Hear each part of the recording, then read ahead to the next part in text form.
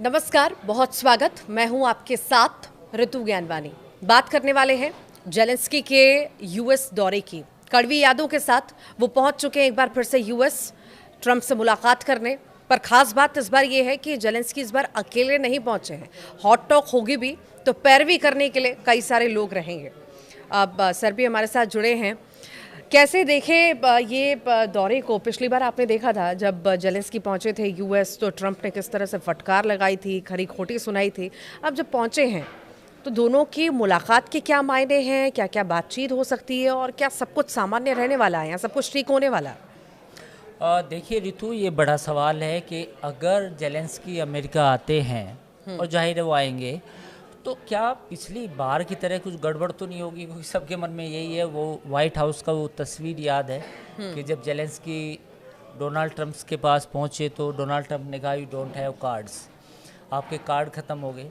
तो इस बार मुद्दा थोड़ा अलग है क्योंकि जेलेंस्की के साथ यूरोपियन यूनियन के कुछ नेता होंगे, कुछ और बड़े स्टेक होल्डर्स होंगे और वो इस बात को तय करेंगे कि भाई अब जो पुतिन और ट्रंप के बीच में जो बातचीत हुई है, अब उसे कहीं किसी मुकाम तक लेके जाना है। अब इसमें दो बातें हैं। इसमें दो बातें ये हैं कि जो ट्रंप ने पोस्ट किया है ट्रूथ सोशल पर, उसमें उन्होंने साफ तौर पे लिखा है कि जो क्रीमिया है उस पर यूक्रेन को अपना दावा छोड़ना पड़ेगा। और वो जो क्रीमिया है वो ओबामा के टाइम में रूस ने उसको एनेक्स किया था, यानी कि उस पर कब्जा किया था।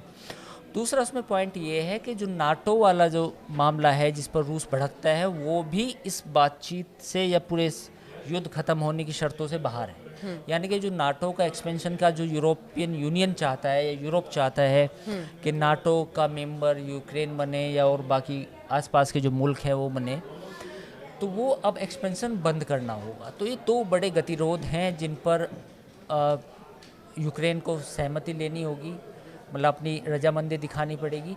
साथ ही ट्रंप ने जो बात कही है वो ये बात कही है कि अब ये डिपेंड करता है जेलेंस्की पर।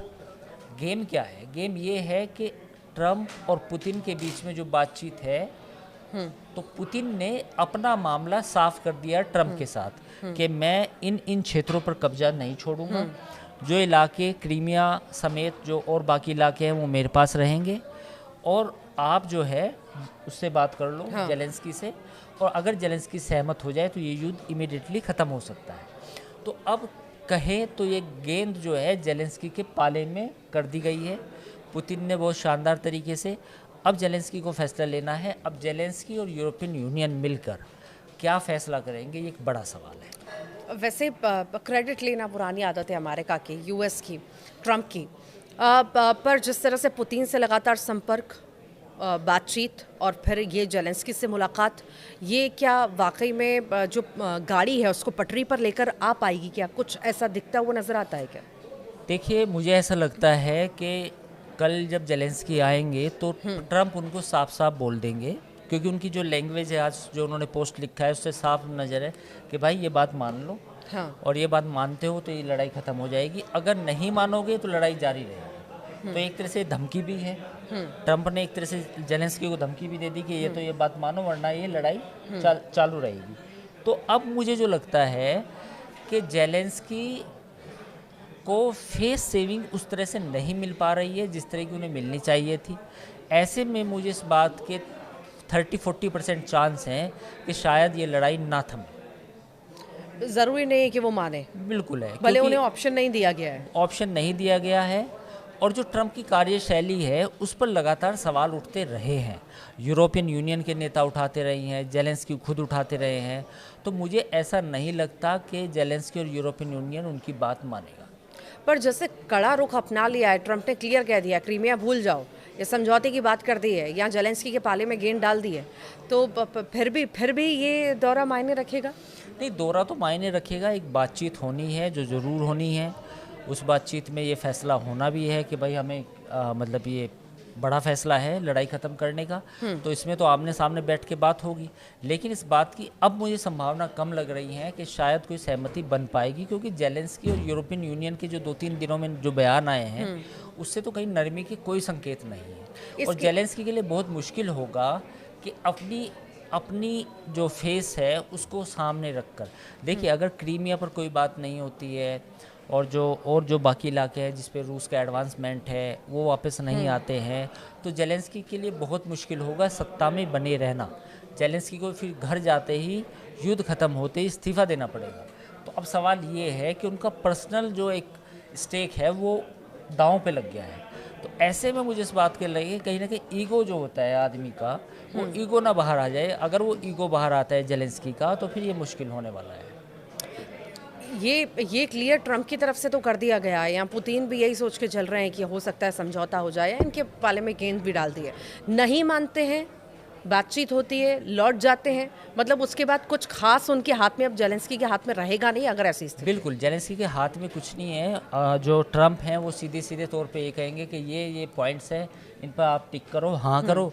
अगर हाँ करते हैं तो ठीक है, लड़ाई ख़त्म हो जाती है। अगर हाँ नहीं करोगे तो लड़ाई ये जारी रहेगी। अच्छा, ये जो बार बार क्रेडिट लेने का काम चल रहा है ट्रम्प के द्वारा, कितनी रियलिटी लगती है इसमें? क्योंकि सिर्फ ये यहाँ की बात नहीं है, जेलेंस्की यहाँ पुतिन से जुड़ी बात नहीं है। हम भारत में भी देखते हैं, हर बात का क्रेडिट ले लेते हैं, यहाँ दूसरे देश की कोई बातचीत होती है, क्रेडिट। रियलिटी कितनी है? देखिए 38 या पता नहीं 39 बार तो वो इंडिया पाकिस्तान की बात कर चुके हैं और इसका भी क्रेडिट लेना चाहेंगे। इवन एक नॉर्वे के अखबार ने ये भी छापा था कि उन्होंने ये कहा था कि भाई मुझे नोबेल दो। हाँ। मतलब किसी कंट्री के मंत्री से भी कह दिया उन्होंने, शायद नॉर्वे की। तो ये क्रेडिट लेने का होड़ तो है, इसमें कोई दो राय नहीं है। ये ट्रम्प का स्टाइल भी है। अब इफ़ेक्टिवली अगर देखें तो उनके पास 1 साल और बचा है, क्योंकि 2 साल, ये मान के चले 2 साल बाद अमेरिका में एक इलेक्शन होंगे, बाई इलेक्शन जिनको बोलते हैं, अमेरिकी सीनेट के, कांग्रेस के। तो उसके बाद डायनामिक्स चेंज हो सकती है। तो ट्रम्प ये चाहते हैं कि दुनिया में मेरा जो गेस्चर हो, मेरी जो बॉडी लैंग्वेज हो, या पूरी दुनिया जो मुझे जाने, वो जाने के ये बंदा वॉर रुकवा सकता है कहीं भी, चाहे वो इंडिया पाकिस्तान की भी बात हो, या फिर यूक्रेन की हो, या फिर गाज़ा हमास की हो। सच्चाई इससे इतर है, लड़ाई रुकती है लेकिन उसमें किसी एक व्यक्ति का क्रेडिट नहीं हो सकता, एज ए कंट्री का क्रेडिट हो सकता है, एज ए अमेरिका की पॉलिसीज़ का, या कुछ और देशों का भी हो सकता है। तो ये अगर लड़ाई रुकती है तो कहीं ना कहीं इसमें हमें देखना पड़ेगा, कहीं ना कहीं पुतिन ने भी लड़ाई रोकने की कोशिश की है। हाँ। अब ये आने वाला वक्त बताएगा कि ये लड़ाई वाकई में रुक पाती है या नहीं रुक पाती। मतलब कुछ खास हमें इस मुझे मुलाकात के बाद अगर हम कुछ इसका खास, एनालिसिस करें तो मतलब एक बेसब्री से जो इंतजार होता है कि मुलाकात होगी, शायद कुछ ऐसा निकल करके सामने, हाँ, तो ऐसा कुछ खास नहीं नजर ऐसा आ रहा। कुछ खास नहीं है। और दूसरी बात ये है कि लड़ाई रुकने के जो ट्रम्प का डील करने का तरीका है वो डिफरेंट है। इसमें ये हो सकता था कि जब पुतिन और ट्रम्प के बीच में बातचीत हुई तो उसी समय जेलेंस्की को और यूरोपियन यूनियन के लोगों को बुलाया जाता तो शायद बेहतर डील हो सकती थी। तो अब इंतजार करना पड़ेगा कल तक का। मतलब ज्यादा बड़ा कुछ नहीं हो सकता, पर हाँ होने को तो कुछ भी कभी भी हो सकता है। होने कुछ भी हो सकता है। फिलहाल नमस्कार।